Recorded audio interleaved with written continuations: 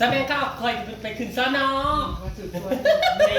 มาเท่าไหร่มาลัดเมียบอกว่ามัน พี่น้องวันนี้มาพบกับสองเบาซอนคือเก่าพี่น้องเลย เอายังอยู่ว่าช่องจ้ะ ข้าวยักษ์เลย ฮะ เตรียมใจแล้วว่าจะไห่ซ้ำ แน่ที่มาเอาคืนบอดีนะชื่อโทรศัพท์มาใหม่ที่มาเอาคืนเอ้า อ้าวสิเป็นยังเขาจะไห่กันถ้าได้บอกซิดให้แล้วให้มือนะกะ นั่นบอกตัวไอ้ชื่อโทรศัพท์ตัวนี้ เอาเงินมาจ่ายถ้าเราตั้งไปกับข้าวต้องมือ เอามาโชว์หน่อยค่ะโทรศัพท์ใหม่ถ่ายรูปหน่อย ซับยังนี่ 56 บ่ไม่หาซับ บ่มี คือพอเอาตัวเห็นยวนโทรศัพท์ออเดอร์แบบยังโทรศัพท์ออกไม่นะ ออเดอร์ไปทางใดมาจากไหนเจ้านะตั้งว่าสิมาเอาซ่องคืนนี้คืนอะไร ตายเละเนาะข่อยนี้ ถ้ามึงดูมีอ่ะตำรวจกลางน่ะ กลับมาเห็นไง โย อ้าวเฮ้ยเนาะครับบอกว่าลีนี่เข้าออกไปได้คนทูขี่เนาะ เขาอยากหยอกเขาอยากหยอกผู้สาวซื่อ ผมเนี่ยว่าดังเลยว่า เอาไล่ กรุงเทพแล้วก็แจ๊บ ไล่ค่าเสียหายคืนเงินไปนางนี่ไล่เงินค่าเฮือค่าหอกบวกด้วย บอก ฮะ เข้าขึ้นซะเนาะผม บนหน้าหยุดลัดในคนทางนั่นแหละเออ จ้ามาเป็นตำรวจได้ แล้วบอกเดี๋ยวบอก บนยอดไม่ตรวจดี ตรวจ เราหน้าเค็งอิงติงอิงติง เรียกว่าเพื่อนวัดบอก เออ เรียกว่าเป็นยังไม่เตียงคนละ คันว่าอยากให้ก็ไปเรือลงไปหาอยู่อันนั้นผูกกวนเนาะมันบ่ได้เป็นความผิดของข่อยได้ว่าข้าเจ้าเขียนมาให้นั่นนี่ก็นั่นนี่แล้วว่าเขามักหมายเอามันหมดอย่างก็ ไปแหงหนาไม่เบิ่ง เออ เพิ่นมาเขา อันนี้ตำรวจเนี้ยก็ตำรวจเทศบาล นี่สบักสายตัวสายตรวจ A56สีไทยถึงยี่บ่วันนี้แล้ว แล้วสวัสดีพี่น้อง ใส่ซีซ่องไว้ได้ไหมนี่ครับ ไปเก๊กโค เบิ้งนั่งลงทำอิฐคาเฮือ เนาะ คาเฮือครับ ทั้งหมดจำเลยครับกี่บาทเหรอบ ะคาเฮือลงก่อนน่ะเธอจ่ายเมื่อน่ะ420360 360แล้วก็คาเฮืออีก2เทื่อ360เอ้ยตัวนี้ของฉัน ใส่พริกเนี่ย คุณสองน้อง มันแตกได้ ก็บวกรถบ่ลบบวกของฉันเขาน้ำรถบ่ แล้วแต่บวกกับบวกทั้งแรกออก แล้วมันถือผู้เท่าใดเนาะมันก็ถืออยู่แล้วเรือ 360 2เทื่อแล้วก็ ต้องไล่ดอก การค่ารถไปแต่200เขาเอา200บ่ 202ไปกับ สองเทื่อ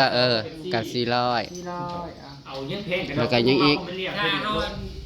ขับเย็นยอกๆไปช่องเทือนละช้าพวกเมาส์เดียวไม่เหลี่ยมรถเมาส์มึง 200 เป็น240 240 ที่ไทยแล้วบอกมันยูทูบมันมีแล้ว เพิ่นบอกค่ารถไปนั่นดิ ร้อยแล้ว ต้องไล่หน่อย รถตัด รถตันลุยแล้วก็ต้องไล่ ร้อยเช้าเฮ้ย บอกไปอ่ะ ร้อยเช้าบวกเข้าไป แล้วก็เบิดสำนีแต่ว่ามียังอีก ไม่ใช่เลย กับปัญหาไปได้พี่น้อง เนาะแต่ค่าเฮือบริกินได้ยากค่าเฮือค่ารถค่าลากับ1,500 นี่หาคนเดี๋ยวพันไปเลย หันหกไอ้ก็มาไล่เขาโลกของใครแล้วเอากระสีได้ไป คนละ246 บาท คนละ ทำอะไร 246 สิแตกยังนะ คนละ246 จะห้าของโมเดลวันนี้ห้ากับแทนไปเลยเท่าไรก่อน เขาไอซีใน360บอก เดี๋ยวฉันก็สิมาไล่ออก คนละ200 ออเดอร์เดี๋ยวจะซักออเดอร์ ก็เป็น ไปยังถ้าเธอซักออเดอร์ บ่แม่นบ่ฮอด490 490 ว่าอันนั้นคนละ200เท่าไรก่อน ค่านั่นจะเป็นอะไร 246 ค่าก 490 บาท 492 เฮ็ดไทยเลยแม่นี่ 492 บาท 490กับลบ360 490ลบ รับเจ้าหันร้าน130 บาท ฉันเติมน้ำตุ๋ยๆ130 บาท ไปเลยตุ๊กลงมาสิเปอร์เซ็นต์เงินเห็นก่อยบอ อ้านางอันนี้เห็นว่าเจ้าเป็นเจ๊ก็ได้ คอยไม่ได้มีเงินเด้อ คืนตุ๋ยๆ130 ไม่ก่อยกินยา เบิร์ดอีเนาะได้เลยนะมูพันนึงกับคอเซเว่นกับเบิร์ด400 กว่าบาท แกกันค่อยบ้าเดี๋ยวไม่มีจะแตกไปแค่นี้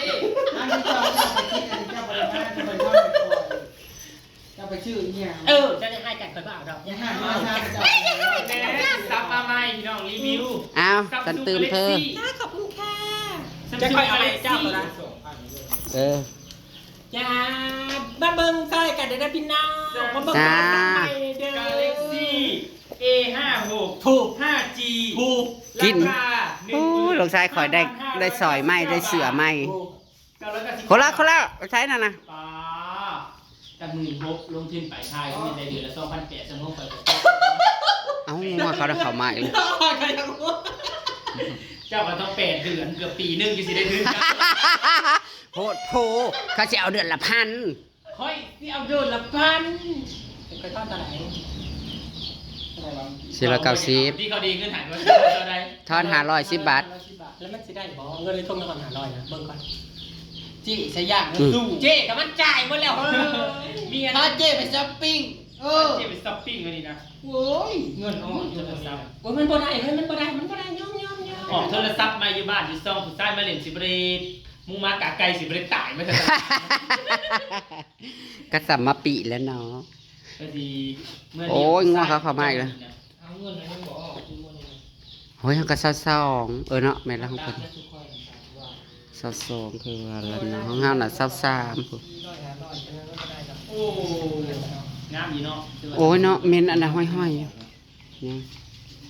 ของเฮาให้ออกล้างหมู่เลยเฮ้ คอย ย กันยังเป็นหนีเกิบใครอยู่เด้อ เขาไปซีระยะสั้นนะ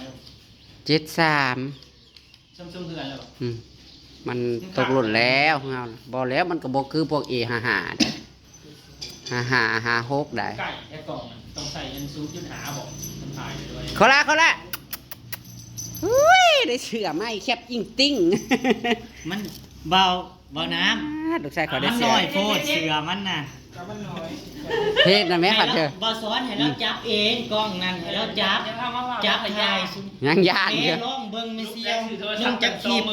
ยังพี่น้องหมอแหกแตกกระโปรงบ่แล้วผม ดูมือได้พอดีนะ หมอแหกแตกกระโปรงโอเค ไซมีไผได้หยังแน่มารีวิว พี่น้องเลย เกิบลูกเกิบเต้าโห เอาเมเสียว ปี2024ปี2024ย้อน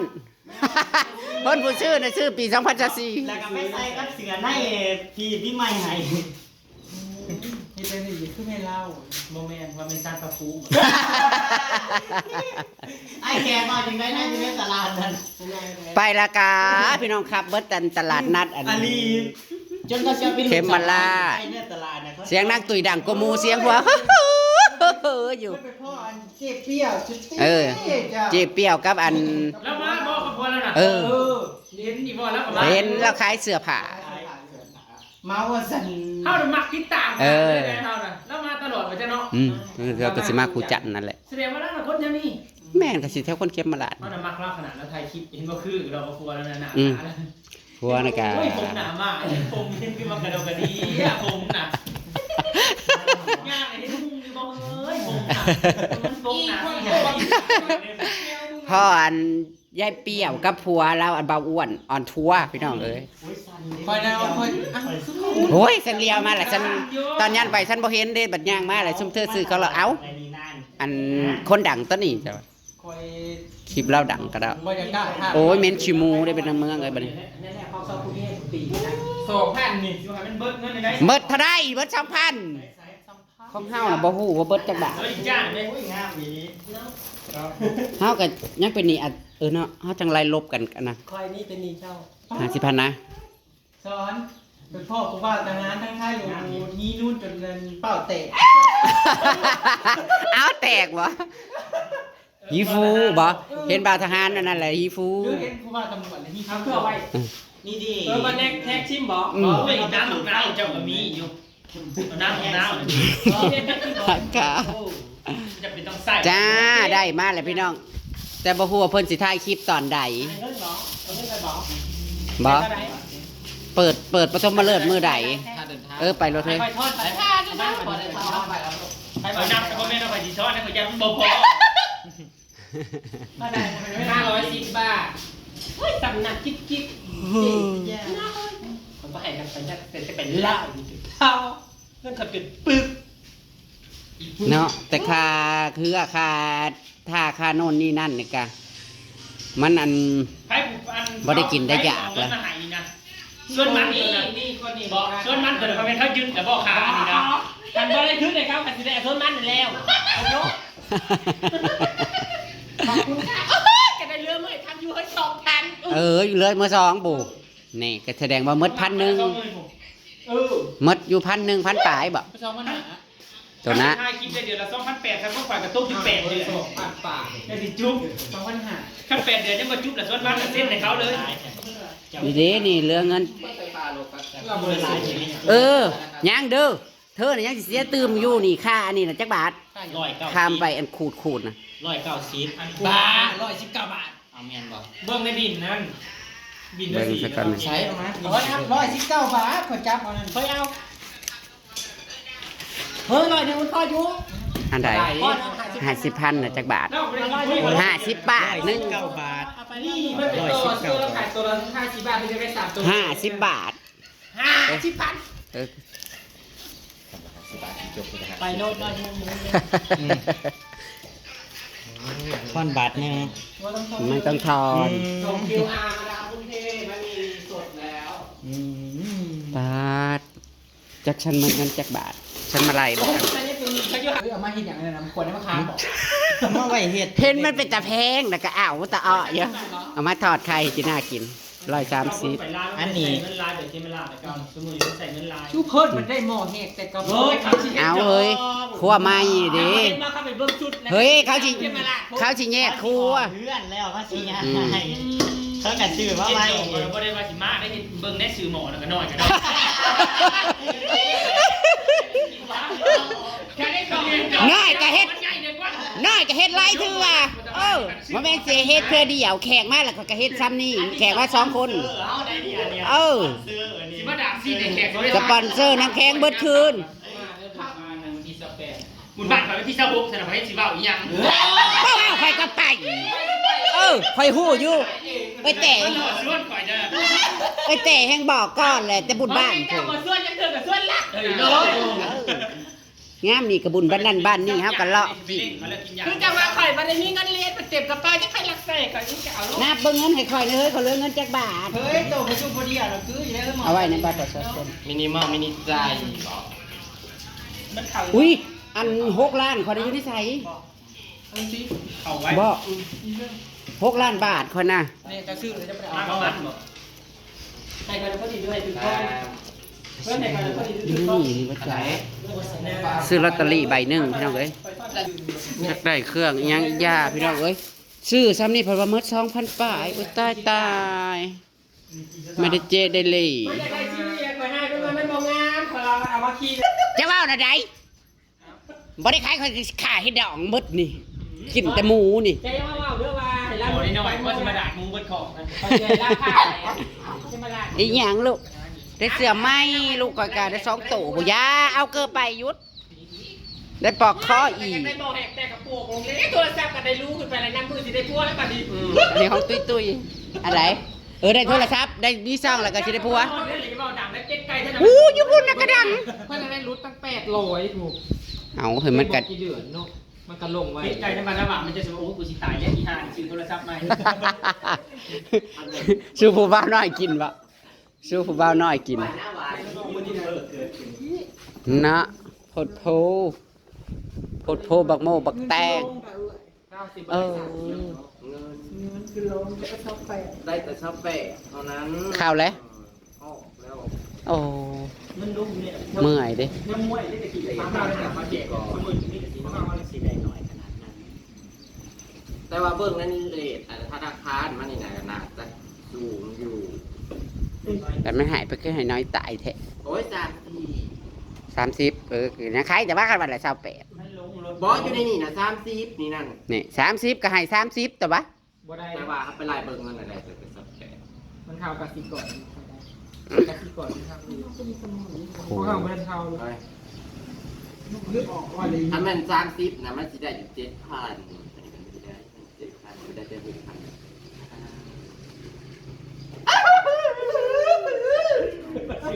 เมื่อยเลยเนาะ กระดาษซื้อโทรศัพท์ใหม่กับมาสิจริงส่วนมันก็บ่ได้ยังเส้นเมื่อหอนแล้ว บ่ทันได้นั่นน่ะสิเจ๊งก่อนแหละไอ้ขอว่าเนาะใด จริงได้2ตัวนี้มันหมักจริงได้ มาเจ้าบ่ทายเออ ค่อยๆขึ้นค่อยๆใกล้ขึ้นโลกแต่เดินพันเล็ด ป้า ดูสิมาแซงเฮาแทนเนาะ นอกจากจุกๆวันที่23ก็จะไปรับเงินเดือนเดือนละ500 เดี๋ยวเราไปในกันจะเดือด หยังเฮ้ยพันน่ะ พันบาท พันบาทบ่แม่นเดือนละ1,000 บาทบ่ 3 เดือนเอาเท่านึง ซื้อยาดีบ่ลูกก็บ่พอโอ้ยมาและกะพากันมาไล่เงินเสียพุทธนั้นพันเท่านี้พัน ไอ้พี่กูบ้าพลังพี่กูบ้าแต่ก่อนได้เซอร์กูบ้าพลังโดดปึ๊กมาโลดเออ ท่านมา FC ไปกับยูญี่ปุ่นนัดกันตะกี้นะบ้านก็บ่ได้อยู่ ถ้าปันนี่บ่ ภาษาญี่ปุ่นสิเอาโอนเงินให้ธนาคารนี่ จ้าจดไปกันสบายดีกันจดเปลี่ยนกันข้อนี้จิ๋วอ่ะ บัตรคู่มือนี่ดิ มาแล้วบอกว่าตีตัวของห้างเขาเลย เขาตีตัวห่างหรือว่าเท่าใด เขาเหลือตีตัวบางเขาเหลือนี้ไปเลย เนา โอ้ยเขาวางเขามาให้เขาวางเธอน่ะตอนนั้นเขาให้เขาวางฉันแห้งทั้งรถทั้งเฮือนโพดโพอย่าขึ้นสแกมเมอร์นี่ มันเน่าเอ้ยแต่กะทิทั้ง12 คำว่านัดเน่าคือกัน เขาเคี้ยวเหมือนมัน ครับเมดตลาดนัดเขมราชพี่น้องเอ้ยเนมาแล้วตุ้ย ให้ถึง200เลย เอาพี่น้องเก็บภาพบรรยากาศไว้ซ้ำนี่สักก่อนก็แล้วกันจะยินดีกับตุ้ยๆนะคะ ที่ได้โทรศัพท์ใหม่ แต่ว่าได้โทรศัพท์ใหม่มาผัดผัวปัจจิมาเอาโทรศัพท์คืน จ้าขยันก่อนได้เสียส่วนมันละเด้อ แล้วตอนใดสิท้ายน่ะติดตามเด้อจ้า จ้า เรื่องนี้เลยนะนี่นะ เดี๋ยวเชียวเดือนแรกจะเชียวแจ็ค โอ้ยเสียพันเรียน เจ้าสิไปเปิดสากปฐมฤกษ์อยู่ไสอยู่เต่าบ่ปลุออกมา เขาไม่ได้ว่าสิมาเอาเจ็บไป100เทื่อเด้อ ตุ้ยแต่งตัวสวยๆหักอยู่ในโกนเต่าแล้วก็เป้งออกมา เกิดแล้วจ้า บอกเอฟซีอยู่เกาหลีพออีเมลอยู่เกาหลีก็ติดตามเด้อจ้า จ้า ไปแล้วจ้าผู้สนับสนุนให้เปิดช่องแล้วจ้า FC ทางเขมรบ่มีบ่ FC ทางเขมรบ่มีบ่บ้องประโอนเงิน โอ้ยเฮ็ดเมียเฮ็ดเล็กโอ้ยโอ้ย เอาไปนะพี่น้อง โอ้ยเฮ็ดเล็กบ่ชีเรื่องนี้เข้าวัดเฮ็ดแล้วบ่เข้าวัด10 ปีก็ได้บุญได้โอ้ย เวียดอันนั้นนะเวียดปลมแต่โต